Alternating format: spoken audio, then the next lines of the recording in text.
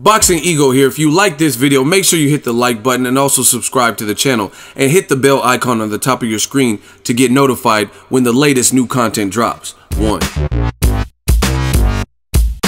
Middleweight Jermall Charlo ordered to face Hugo Centeno Jr. and the winner would likely get a shot at Triple G versus Canelo 2 winner. Stay tuned. What up, Fight World? It's your boy Ego and I'm back with some more boxing. Make sure you smash the like button.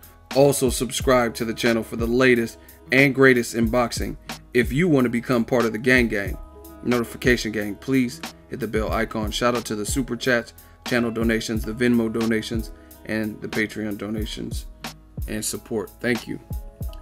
So the WBC on their verified account, they have a breakdown of what's going on and what they discussed as it pertains to each division, and I'm loving it. I did a video earlier about some of the other news with Danny Garcia and Brandon Rios. That fight is now a final eliminator. In the middleweight division, we all know that Canelo versus Triple G, although it has not been officially finalized and announced to the public, it looks like both teams and both camps want that fight, so we'll likely get the rematch next for middleweight.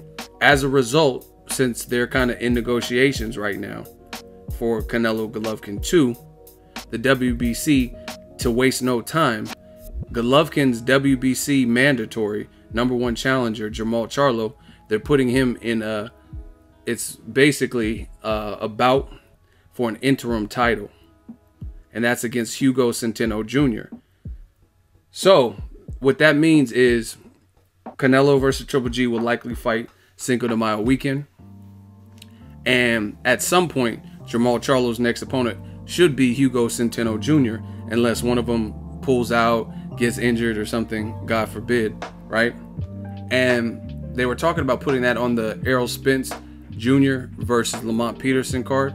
That's coming up rapidly on January 20th, so I'm not sure. But the great thing with PBC is they have so many fighters and such a vast amount of fights coming up, then they can really slap it on Brandon Rios versus Danny Garcia. They can slap it on Mikey Garcia versus Sergey Lipinets. They can put on Errol Spence and Lamont Peterson. That fight already has Robert Easter Jr. versus Javier Fortuna. Keith Thurman's going to fight against Jesse Vargas most likely.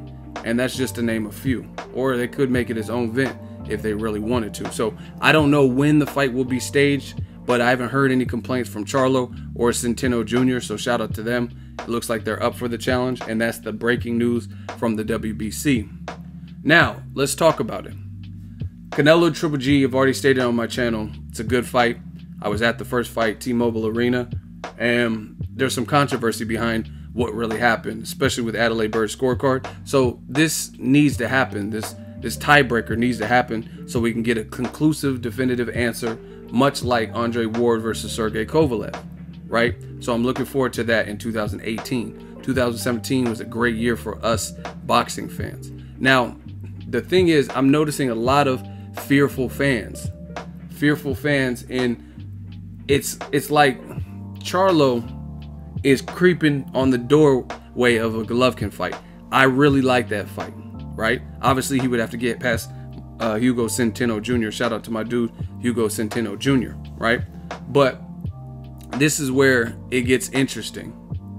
I'm reading comments and people are saying Charlo needs to do more to get Golovkin. He has to prove more at middleweight. But let me get this straight. Dominique Wade, when he was a mandatory, he didn't have to prove more to get Golovkin, right? Guys like Adama, guys like Gabe Rosado, who was a 54-pounder, moving up to 160. Ishida, 54-pounder, moving up to 160. You know what I mean? Willie Monroe Jr., they didn't have to do more. So the WBC has their own ranking, and they're mandating. They had an eliminator with Charlo versus Jorge Sebastian Hyland, and he blew him out, and it looked like the dude's leg got blown out, and then he got stopped.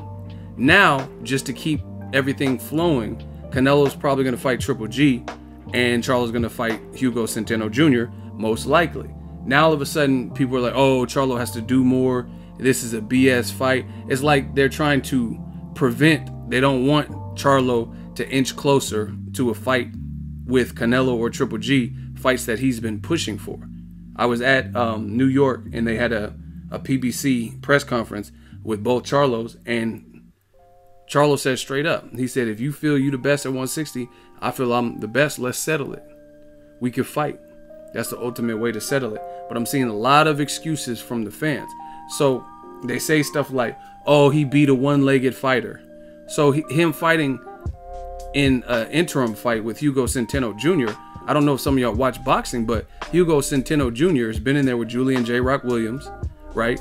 He beat the guy that beat Angulo, I think. What's his name? James De La Rosa. And most recently on PBC, he had a hell of a knockout. I think it was like a left hook, check hook knockout. And it was like one of the knockouts of the year on PBC. You know what I mean? So it's a solid fight. And it's two ranked guys. And obviously, they don't want to stand in the way of Canelo versus Triple G. So it'll keep Jermall Charlo active. It'll keep Hugo Centeno Jr. active. But I'm seeing a lot of scary fans. Like, it's like they don't want Charlo. And I'm not saying he absolutely will win, but they say he has more to prove. Okay, he can prove it with Hugo Centeno Jr. and then the winner can get Canelo versus Triple G. And I believe Hugo Centeno Jr. has sparred both Canelo and Triple G in the past. So I like it. I like the fight. You know what I mean? And what would you prefer? Charlo, you say he needs to fight someone at middleweight. So fight a guy coming off a good knockout win, a guy with some experience, while Canelo and Triple G duke it out. Now, here's something else to think about. Canelo has already been on record stating that he's not really fucking with the WBC.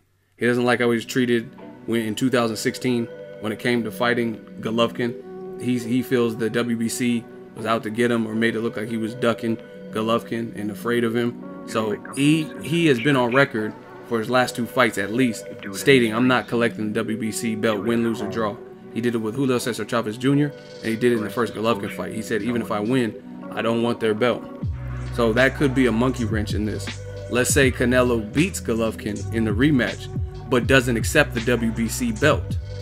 Therefore, if he doesn't accept the belt, which no one can force him to accept the belt, then technically the belt would be vacated and it would probably just be given to the winner of Charlo versus Hugo Centeno Jr.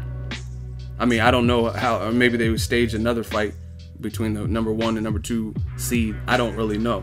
But Canelo, if he beats Golovkin and takes the belts but doesn't collect the WBC belt, again, that could throw a monkey wrench on things, because then no one can force Canelo to fight Jermall Charlo or Hugo Centeno Jr., whoever wins that particular bout. So something to think about. So if Golovkin wins, then there's going to be pressure for him to fight the Charlo Centeno winner. The other thing is, whoever wins Canelo Triple G 2, they might have another option out with fighting Billy Joe Saunders. He successfully defended versus David Lemieux, and the winner of Canelo Triple G 2 will have all the belts except for one belt, Billy Joe Saunders' belt. Oftentimes, unification will be an excusable reason to not fight your mandatory straight away. So those are two things to think about. Let me know what you guys think. But all the people saying Charlo has to do more at middleweight, here's a fight for him. It's a ranked guy. I think Centeno is ranked number 4. And again, he has some experience coming off a good knockout win. It's like people are maybe favoring Charlo, so they're afraid. Now they don't want Charlo to get closer, but this is what you said you want. You said you couldn't tell what he was about based on his fight with a one-legged Jorge Sebastian Highland. Now Hugo Centeno Jr. coming off a good knockout, he doesn't have one leg, right? He has some power. Like I said, he sparred with Canelo and Triple G. So I like the fight. I don't know when they'll stage it, but that is the latest breaking news from the WBC. Middleweight division is popping. I'm loving it. Demetrius Andrade up there. Billy Joe Saunders showed his ass versus David Lemieux. Pause. Canelo Triple G rematch is likely to be done. Charlo in a fight with Hugo Centeno Jr. for the WBC middleweight interim championship belt. Daniel Jacobs, he gave Golovkin a great fight. I was there. And then he came back and beat undefeated Luis Cuba Arias. And then you have people beyond that, like the guy Derevyanchenko, who claims that Andrade was ducking him. So it's some action heating up in the middleweight division.